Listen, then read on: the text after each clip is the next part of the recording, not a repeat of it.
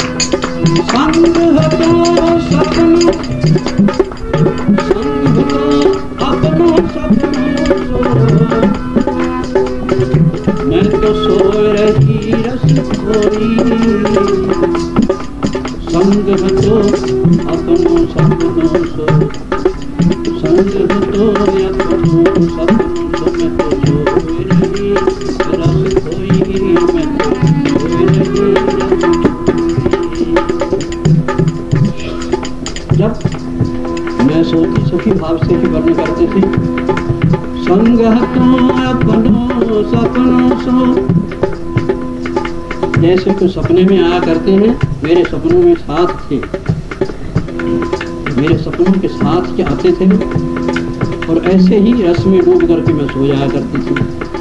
फिर क्या होता था, संग तू अपनों सपनों सोए रही रस खोरी, सोए रही रस जागे हूँ आगे दृष्टि परेरी, जागे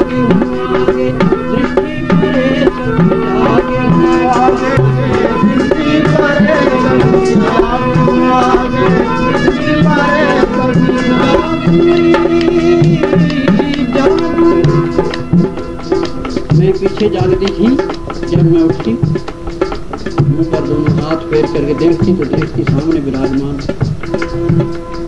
जागुड़िया की दृष्टि परे सखी नेतन न्यारो होई,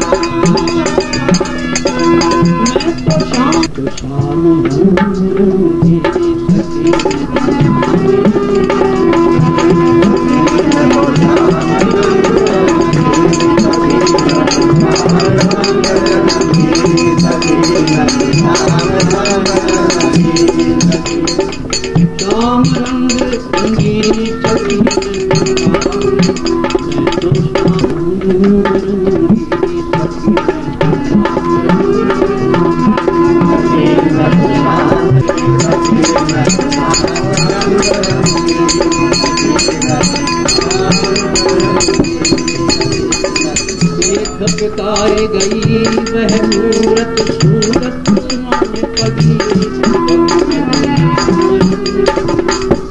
बिताए गई वह मूरत सूरत सुनाने पगी,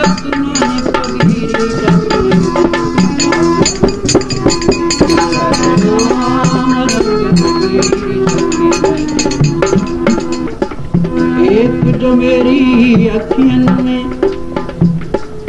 निशी दोष कर रहो भोन।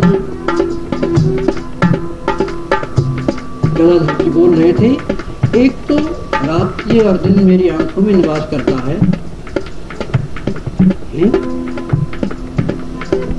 गाय चरावन जात सखीरी शोधों कन्हैया। अपने से ही प्रश्न कर रहे थे गदाधर जी, एक कन्हैया तो मेरी आंखों में सदा बसता है, एक क्षण के लिए मेरे से दूर नहीं होता। कौन कहता है? एक कन्हैया गाय चराने के लिए तो वृंदावन में चला गया है, हमारा मन तो नहीं मानता, तो सदा ही हमारी आंखों में समाया रहता है। संतों ने और भाव सुना और विचित्र दशा हो गई उनकी। आहा, बड़े ही सुंदर समय में इस प्रकार के वैष्णव संत के दर्शन हुए हैं, हमारे भक्त की सराहना हम क्या करें।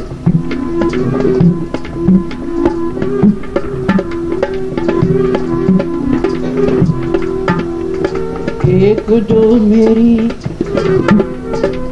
अखियन में निशिदोष कर रहो, गाय चरावन जात सखी,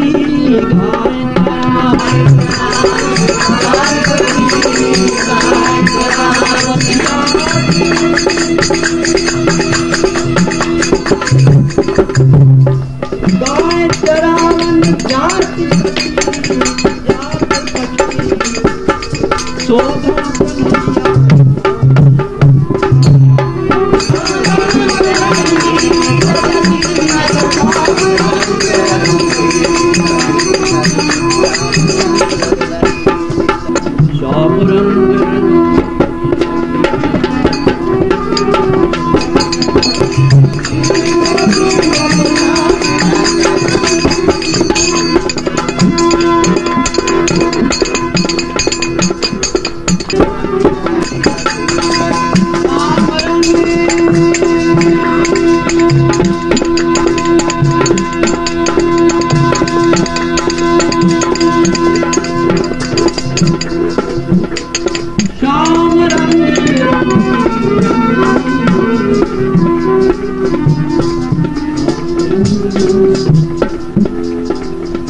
और क्या कहते हैं? वो कहते हैं, एक जो मेरी अखियन में निस्दोष कर रहो भौम, गाय चरावन जात सखी शोधो कन्हैया को।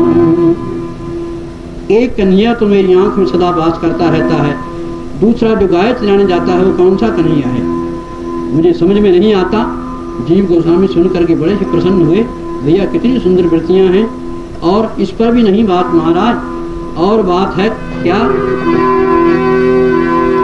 संग हो तो अपनों सपनों सो, जब मैं सोता हूँ तो मेरे साथ ही सोते हैं, मेरे सपना बन जाते हैं, और मैं इसी रस में खो करके उसका चिंतन करता करता सो जाता हूँ।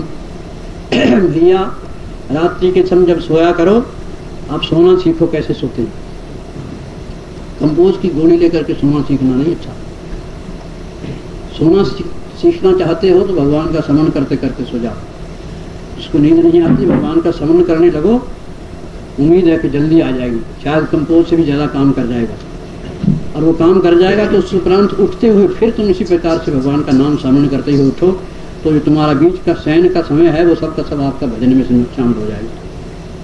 कितनी रियायत रखी है भगवान कि मेरा नाम स्मरण करते करते जो सो जाता है और स्मरण करते उठता है, तो बीच की रात्रि उसकी भजन में शामिल होती है। उसकी गणना सोने में नहीं, भजन में शामिल होती है। इसी प्रकार से सोया करो आप, और दूसरे ढंग आपने अपना लिए। एक बार एक ढंग अपना करके देखो इसमें कितना रस मिलता है आपको। तो गदाधर जी बोलते हैं कितने सो रही रस खोई, रस के बीच में उसी रस का स्मरण करते करते सो गई। जागे हूँ आगे दृष्टि परे,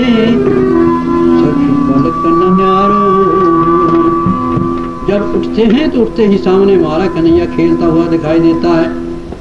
हाँ हाँ, कितनी सुंदर वृत्ति है। इससे बढ़ करके और महाराज कहते कासुन कहूं कौन पत आवे। गदाधर जी बोलते हैं हम किससे कहें, कौन इतबार करेगा हमें। ये झूठ बोलते हैं भगत जी, भगवान के पास ही आते हैं, और तो कोई आदमी नहीं इनको मिला दर्शन देने के लिए। इस भगत के दर्शन देने इसको देने आते हैं, कोई इतबार करेगा। कासुन कहूं कौन पत आवे, कोई इतबार करेगा, कौन करे बकवाद। इसलिए संसारियों से हम बात कहते ही नहीं थे। कैसे कह जात गदाधर, गूंगे को गुड़ स्वाद। गूंगे आदमी को गुड़ खिला दो, उससे पूछो भाई टेस्ट कैसा है इसका, बताएगा वो कुछ नहीं, बस ऐसे ही अपने एक्शन बताएगा कि आनंद आ गया, बस कुछ मत, स्वाद आ गया, वर्णन नहीं कर सकता वो।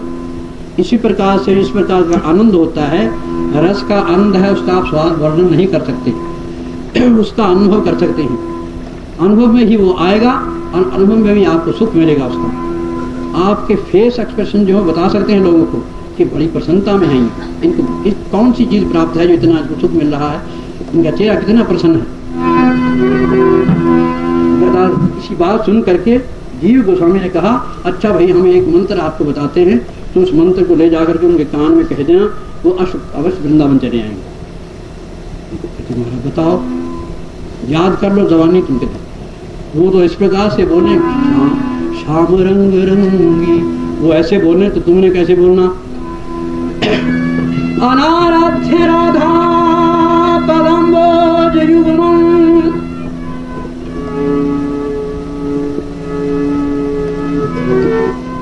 अनाराध्य राधा पदम्बोज युग्मम्, असंभाष्य तद्भाव गंभीर चित्ताम्।